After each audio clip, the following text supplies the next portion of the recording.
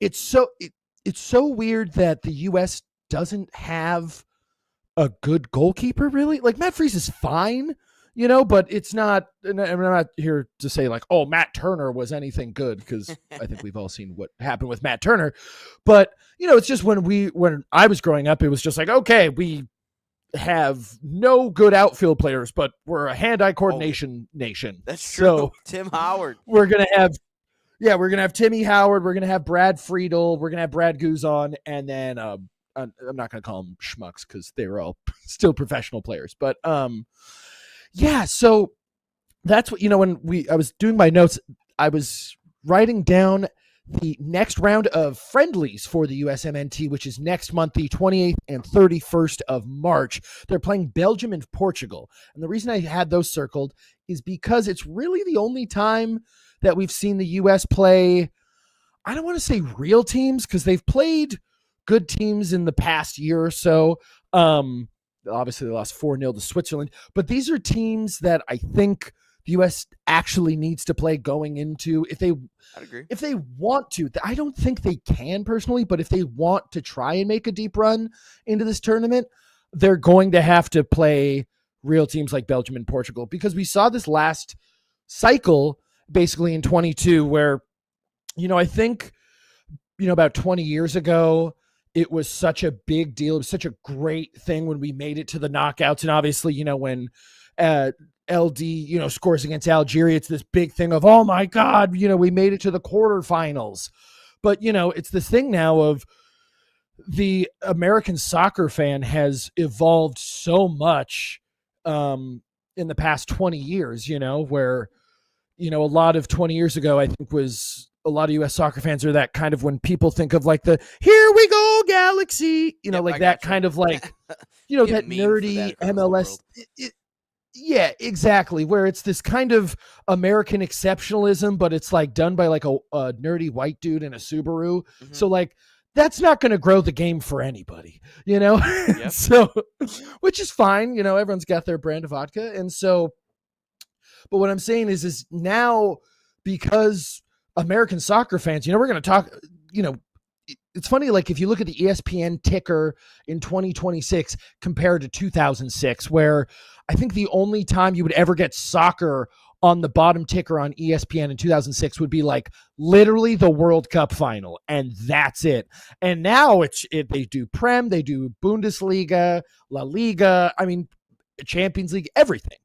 And so the point I'm trying to make is, because American soccer fans are more educated and just bigger soccer fans in general, obviously we want to make a deeper run. But it's this thing of, you look back at 2022 when we played Netherlands, and you very quickly realize like, oh, they just have more players. They just have more infrastructure than us. The U.S. soccer pyramid is someone who's worked a lot on the lower levels of the pyramid. It's the Wild West. This from calling, minor league soccer in America. There is no definitive, structure. We have basically two leagues competing against one another, with the MLS and the USL. We've seen this in American sports literally for the entirety of organized professional sports in this country. If you look back, when I was just doing Super Bowl experience, they have the NFL museum. And so like, every morning I'd take my black tea and I would just go read about the decades and stuff. And if you read about the NFL in like 1910, it's like, okay, and they absorbed this league, and then they absorbed this league, and then this league tried to do this, and they paid Jim Thorpe, and then they got swallowed. It's like, it's this unfortunate thing of like capitalism in sports, where everyone here is just like, we have to be the league. And, soccer doesn't work like that. And to be fair, I am ripping the US. This is happening in so many different feds, like if you look at like Brazil, Brazil they're scary. Obviously like this, I think they're going to go pretty darn deep with Carlo in the World Cup, but just the kind of pay for play structure has made it so much harder to develop actual talent, because it's that, there's that one quote of, how many Einsteins have been I was thinking of that left in a created by the poor, stolen by the rich. That's what I was thinking of. Yep, 100%. But it's exactly what I was just saying is like how many Einsteins have withered away in a sweatshop because of a lack of infrastructure and, Yeah. underdeveloped places around the world. We had off the soapbox. we had Alex Lubianski yesterday, who's part of Detroit Metro, coach / GM, Yep. some like Jackie Moon type style over there, and he was talking about how much talent that there is in this country alone, that soccer players that can't make its way because of how expensive it is, and they're launching their new program where they'll fund two fully funded pathways, basically like a scholarship almost, and that's great. But like looking at the USA, I think from 2022 they've definitely, I feel like, improved player wise, because I'm thinking of all the players that are over in Europe. Oh yeah.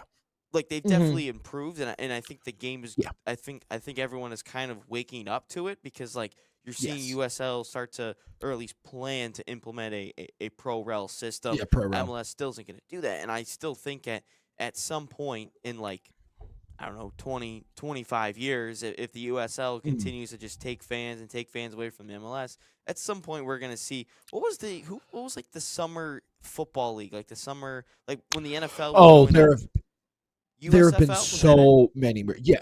There was the USFL. There was the USL. There's been obviously the AFL merger. Yeah. That's what I was thinking of. That's one I'm thinking. Yeah. So basically, that's what I think in a maybe a decade or two or so, and what's going to happen. But when I look at the U.S., in terms of the World Cup, everything's set up for them to succeed, because if they win the group, they would play in the round of 32 in San Francisco.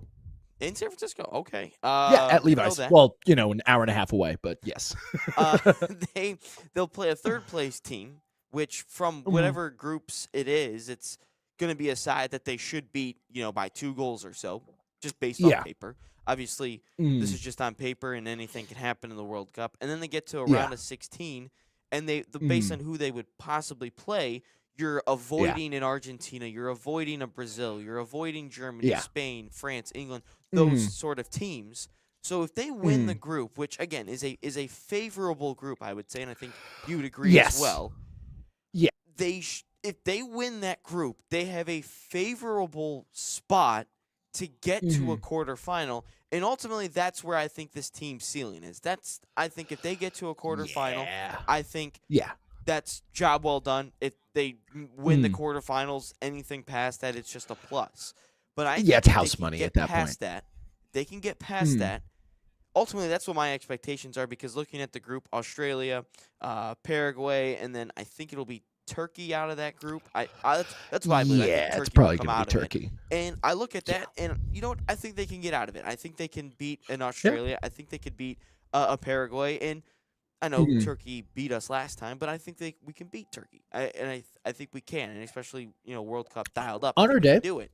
And I don't think they win all 3. I think there's going to be a tie in there somewhere, and maybe another tie and a win. But I think if they can win that group, they can have a favorable spot to the quarterfinal. That's ultimately where I think that their ceiling is. Their floor, they could get grouped once again like Copa America. But I think Pochettino being there instead of Greg Berhalter, I think that they can get to a quarterfinal and not get grouped.